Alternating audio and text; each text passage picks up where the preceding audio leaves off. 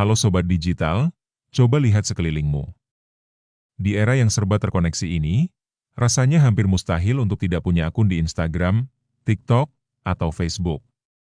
Platform-platform ini sudah jadi ruang tamu digital kita, tempat kita pamer pencapaian, berbagi momen liburan, atau sekadar menunjukkan menu makan siang.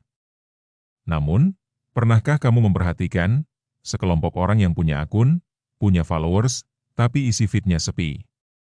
Mereka ini adalah para silent user atau digital ghost sejati. Profil mereka mungkin terlihat profesional, atau bahkan hampir kosong, tapi mereka tetap hadir. Mereka tahu apa yang sedang tren, mereka menyaksikan drama dan kebahagiaan orang lain, namun mereka memilih untuk menahan jempol mereka agar tidak mengunggah apapun.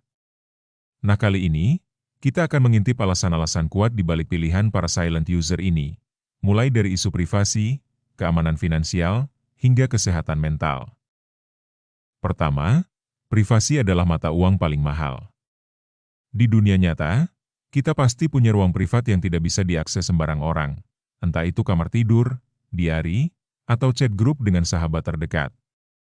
Media sosial seharusnya juga begitu, tapi seringnya kita lupa.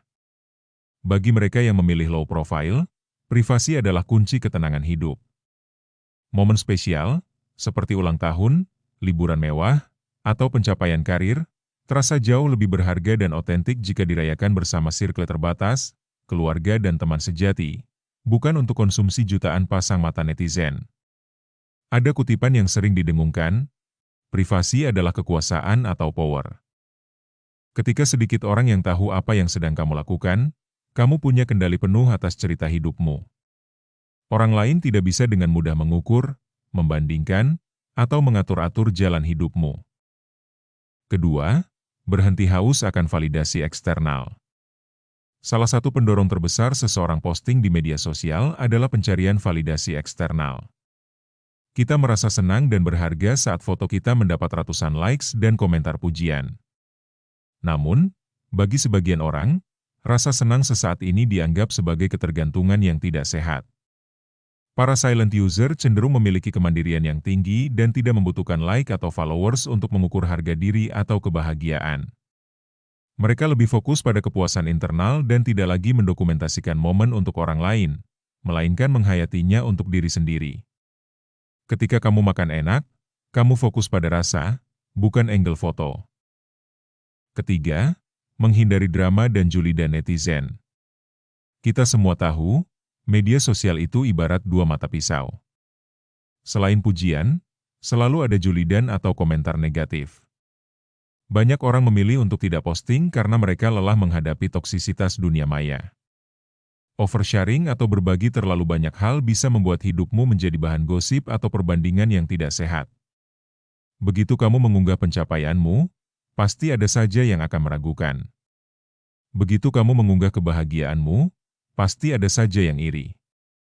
Dengan memilih diam, mereka menciptakan tembok pelindung dari energi negatif ini. Mereka menyadari bahwa tidak semua follower adalah supporter. Banyak di antaranya adalah stalker atau orang yang sengaja mencari celah untuk mengomentari atau menjatuhkan. Toh, ketenangan pikiran jauh lebih penting daripada drama di kolom komentar. Keempat, makanan empuk bagi penipu dan pencuri identitas. Media sosial seringkali menuntut kita untuk berbagi informasi pribadi secara tidak sadar. Coba hitung, berapa kali kamu selfie di depan rumah baru? Check-in di bandara saat liburan, atau mengunggah foto kartu ucapan ulang tahun yang lengkap dengan tanggal lahir dan nama lengkap. Data-data ini adalah emas bagi para penjahat cyber dan penipu. Posting foto rentan terhadap pencurian identitas.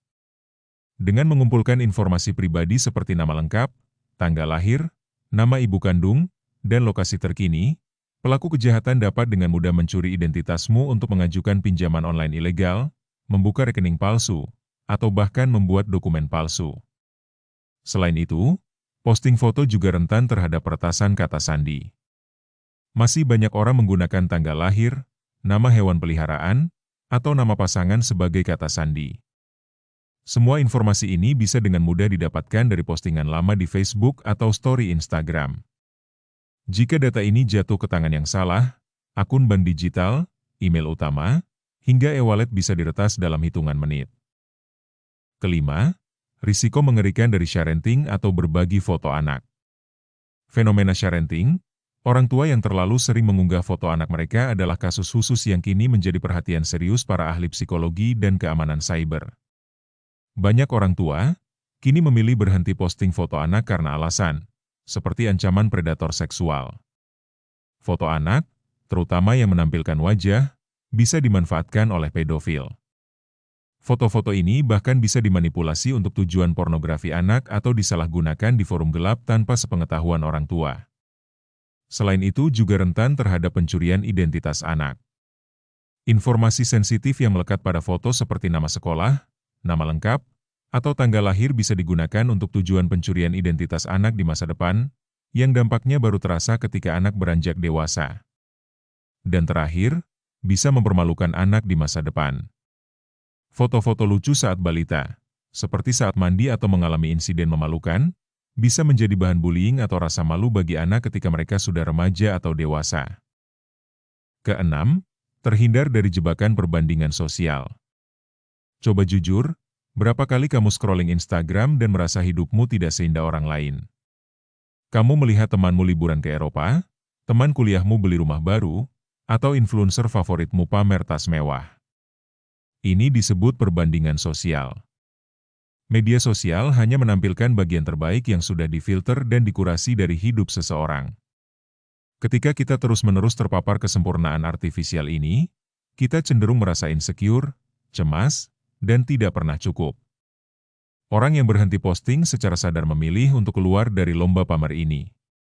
Mereka tidak lagi membandingkan dapur mereka dengan dapur orang lain, atau kebahagiaan mereka dengan postingan orang lain. Hasilnya, tingkat stres mereka cenderung lebih rendah. Mereka bisa menikmati hidup apa adanya tanpa tekanan untuk membuat konten yang harus terlihat estetik dan sempurna. Ketujuh, kembali menghargai momen sebenarnya. Pernahkah kamu datang ke konser atau acara keluarga, tapi justru sibuk merekam dengan ponsel daripada menikmati live performance? Ini adalah ironi modern. Bagi sebagian orang, posting telah merusak esensi momen itu sendiri.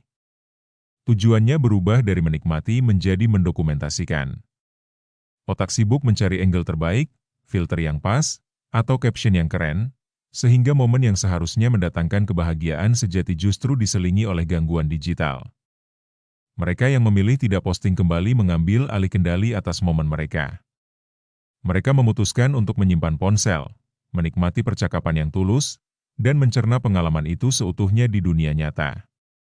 Keputusan ini seringkali membuat mereka merasa lebih utuh, otentik, dan hadir dalam kehidupan sehari-hari. Kedelapan, memutus rantai kecanduan, dopamin loop. Media sosial diciptakan menggunakan algoritma yang memicu pelepasan hormon dopamin, hormon rasa senang. Setiap like, notifikasi, atau komentar memberikan reward instan ke otak, menciptakan siklus kecanduan yang membuat kita terus-menerus menggulir layar. Dengan mengurangi atau menghentikan posting, dan pada akhirnya mengurangi keterlibatan aktif, seseorang bisa melakukan detoksifikasi digital. Ini adalah upaya untuk memutus rantai dopamin dan mendapatkan kembali kontrol atas waktu dan fokus. Mereka tidak lagi merasakan fear of missing out atau FOMO karena mereka sudah fokus pada joy of missing out atau JOMO, rasa senang karena tidak ikut-ikutan. Kesembilan, konsekuensi karir dan profesionalisme. Di dunia kerja modern, media sosial telah menjadi perpanjangan dari kurikulum vitae. Banyak perusahaan, terutama untuk posisi senior atau publik, melakukan penelusuran media sosial terhadap kandidat potensial sebelum perekrutan. Mengunggah konten yang tidak pantas, keluhan berlebihan tentang pekerjaan lama, atau pandangan politik yang ekstrim bisa memiliki konsekuensi serius dan menghalangi peluang karir. Daripada mengambil risiko, banyak profesional memilih untuk menjaga akun mereka tetap steril, atau bahkan semi-anonim demi menjaga citra profesional. Mereka percaya bahwa rekam jejak profesional harus dibangun di kantor, bukan di kolom komentar. Kesepuluh, filosofi minimalisme digital. Bagi sebagian orang, media sosial adalah pemborosan waktu yang masif. Mereka mengadopsi pendekatan minimalis terhadap konten. Mereka mungkin tetap menggunakan platform untuk menyerap informasi berita, ide, tutorial, tetapi tidak merasa terdorong untuk berkontribusi pada kebisingan visual yang tidak perlu. Mereka berpendapat bahwa waktu yang dihabiskan untuk memilih foto, mengedit video, dan menyusun caption lebih baik digunakan untuk kegiatan yang lebih produktif atau berharga, seperti membaca buku, berolahraga, atau menghabiskan waktu berkualitas dengan orang terkasih. Mereka melihat posting sebagai aktivitas wasting time atau buang-buang waktu yang tidak memberikan manfaat jangka panjang. Jadi, saat kamu melihat feed yang sepi, ingatlah bahwa itu mungkin bukan karena si pemilik akun no life, melainkan karena ia memilih hidup sepenuhnya di dunia nyata dan sedang menikmati buah dari kebijaksanaan digitalnya. Suka sama videonya? Lanjut dengan like dan subscribe biar kamu bisa terus nambah ilmu serta wawasan baru.